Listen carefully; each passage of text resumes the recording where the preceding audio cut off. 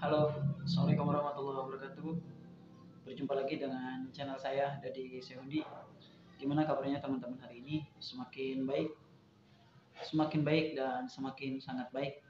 Itu yang saya harapkan dari teman-teman. Mudah-mudahan pada pagi hari ini teman-teman sudah bisa merubah pola pikirnya, sudah bisa merubah ya makannya, sudah bisa meredam sensasinya, dan sudah bisa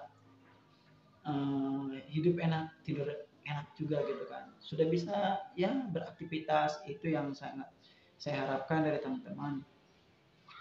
Dan memang pada dasarnya ya teman-teman, penyakit ini memang butuh pengorbanan, butuh perjuangan, butuh waktu gitu kan. Kemudian kalau misalkan ditanya apakah di sini ada yang sudah sembuh, banyak sekali ya teman-teman. Nanti mungkin di video selanjutnya saya akan membahas ataupun memberikan contoh-contoh orang yang sudah sembuh dari kecemasan berlebih ini atau gangguan kecemasan. Nah, teman-teman, ini saya ini sekarang lebih sering berkunjung ya kepada orang-orang yang terkena anxiety. Beberapa video kemarin saya juga berkunjung kepada orang-orang, dan hari ini pun saya ada kunjungan lagi gitu kan, 2 orang sampai dengan 3 orang sehari. Nah memang pada dasarnya gitu kan, teman-teman itu sebetulnya tidak apa-apa gitu kan, sama sekali tidak apa-apa. Cuma yang membedakannya itu adalah ketidaktenangan kita, kemudian ketakutan kita dan kewaspasan kita. Nah ketika memang mereka orang-orang itu sudah bertemu dengan saya ataupun ketemu dengan saya, mereka oke, aku fine mas katanya, aku fine banget katanya, sekarang udah paham gitu kan. Nah berarti selama ini yang memang perlu dibangun itu adalah mentalnya ya teman-teman. Yang perlu dibangun itu adalah mental teman-teman, supaya teman-teman itu bisa bangkit dan bisa bangun gitu kan, untuk menuju kesembuhan. Nah setelah saya berdialog dengan mereka, kemudian setelah saya ngobrol dengan mereka, ternyata ada beberapa kutipan yang ingin saya jadikan video untuk setelah saya kunjungan itu sekitar 4 kali ya, 4 kali saya kunjungan, kemudian hari ini juga kunjungan juga gitu kan. Saya ya alhamdulillah, mudah-mudahan ini menjadi sesuatu keberkahan buat saya, kemudian juga kesembuhan untuk teman-teman. Jadi ada 2 hal yang menurut saya kurangnya gitu kan, kurangnya dari para penderita anxiety. Yang pertama sadar. Ya, kenapa saya katakan? Karena gini, kita kan banyak nih sensasinya macam-macam gitu kan di dalam tubuh kita. Sakitnya juga nyata, kerasa gitu kan sama kita. Bahkan ya pengaruh banget ke fisik gitu kan. Contoh berat badan menurun, ya kemudian sakit di bagian ulu hati, sakit di bagian dada, panik yang berlebihan, gemeteran, lemes. Nah, itu hal yang umum, hal yang lumrah terjadi pada penderita anxiety. Nah, lalu bagaimana sih tidak sadarnya? Ketika mereka sudah rekam medis, ketika mereka sudah check up medis, sudah periksa ke dokter, ternyata hasilnya normal.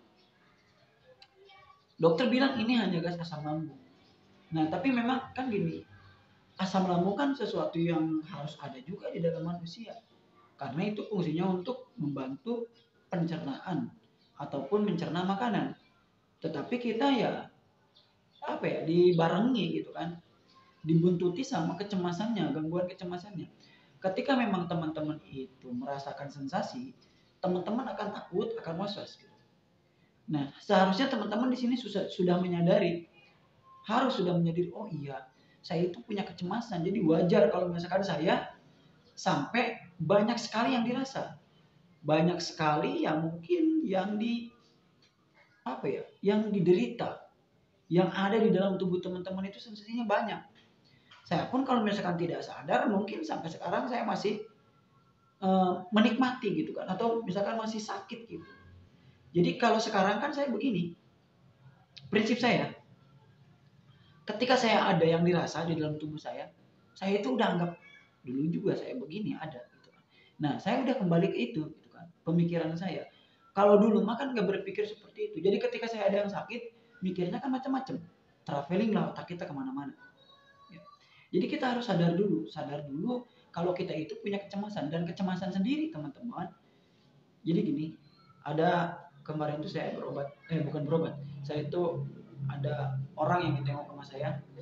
Jadi dia itu sakit di bagian bahu sini. Nah, di bahu sini.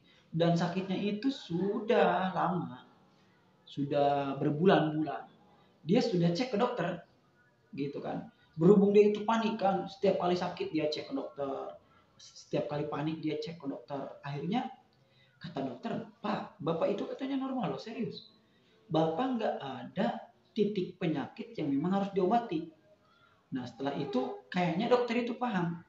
Kayaknya Bapak ini katanya punya kecemasan ataupun gangguan kecemasan. Coba Bapak ke psikiater. Nah, cuma si orang tersebut nolak.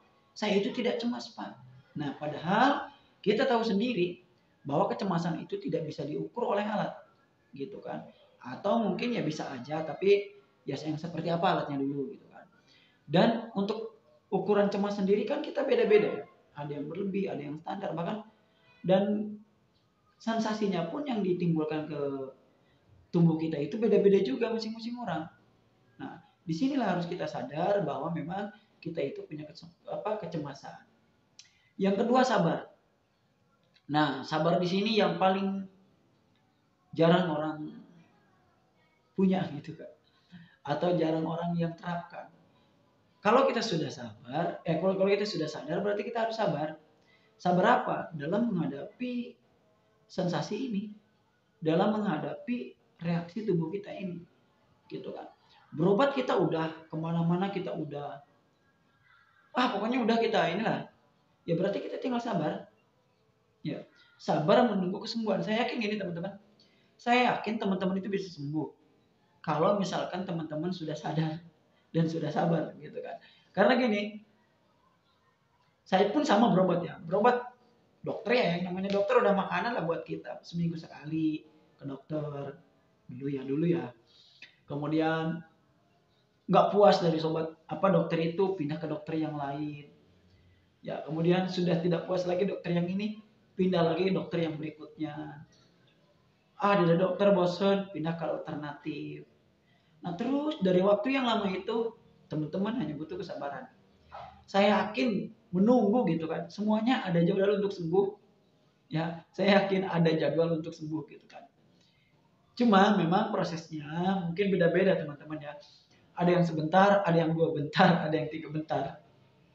Ya, karena gini, sabar itu ilmu yang sangat tinggi. Ya, katanya memang sabar itu tidak ada batas, tapi sabar juga ada batasnya. Ya, kalau misalkan kita berbicara dari sisi ini, saya berapa tahun sih? 2 tahun, 3 tahun ngerasain. Ya, saya terus aja ikhtiar ya, saya terus teman-teman. Ikhtiar saya terus. Ikhtiar apa? Olahraga, berdoa, ya terapi juga, terapi mandiri aja di rumah gitu kan. Terapi mandiri, udah saya sebutkan lah terapi-terapi apa aja. Sabar aja coba. Nanti lambat laun akan ada suatu masa teman-teman itu merasa, saya udah nggak usah terapi lagi nih. Saya udah nggak harus minum herbal lagi nih. Nanti ada di masa itu. Jadi setiap yang sensasi yang teman-teman rasakan sudah menjadi hal yang sangat biasa. Dan itu kita akibat dari sabar kita menghadapi sensasi-sensasi itu. Gitu kan. Kemudian gini, pertanyaannya, kita pernah tidak sakit dulu gitu kan? Kayak begini, coba ya teman-teman ingat, sakit di dada, sakit di pinggang, sakit di punggung, sakit di mana aja. Coba teman-teman ingat, ada tidak? Saya yakin ada. Cuma teman-teman dulu mungkin tidak ada rasa paniknya ataupun tidak ada rasa cemas berlebihnya. Jadi dianggapnya itu adalah sesuatu hal yang sangat normal, sesuatu yang tidak dilebih-lebihkan, sesuatu yang memang sering menghingap di dalam tubuh kita. Nah, sekarang itu berbeda. Jadi telaahnya kita itu berbeda, rasanya juga berbeda. Mungkin teman-teman itu dirasakannya akan lebih berbeda. Jadi teman-teman sabar. Saya yakin ada masanya teman-teman untuk sembuh, gitu kan. Kapan? Ya tinggal teman-teman tinggal menyadari bahwa teman-teman itu tidak apa-apa gitu. Kalau teman-teman sudah menyadari bahwa saya itu tidak apa-apa, ya insya Allah gitu kan, kesembuhan itu akan dituju atau didapat gitu kan. Karena gini, sembuh itu bukan berarti kita boleh makan sembarangan. Sembuh itu bukan berarti kita boleh hidup poya-poya dan sebagainya. Ada batasan-batasan. Yang penting kita itu sudah normal seperti biasa, makan pedas oke, tapi tidak berlebih, makan santan oke, tapi tidak berlebih. Ya, itu saja. Kurang lebihnya saya mohon maaf ya. Pokoknya teman-teman harus sehat. Ya, itu doa dari saya. Salam sembuh dari saya, dari Saudi. Wabillahi taufiq wal hidayah. Assalamualaikum warahmatullahi wabarakatuh.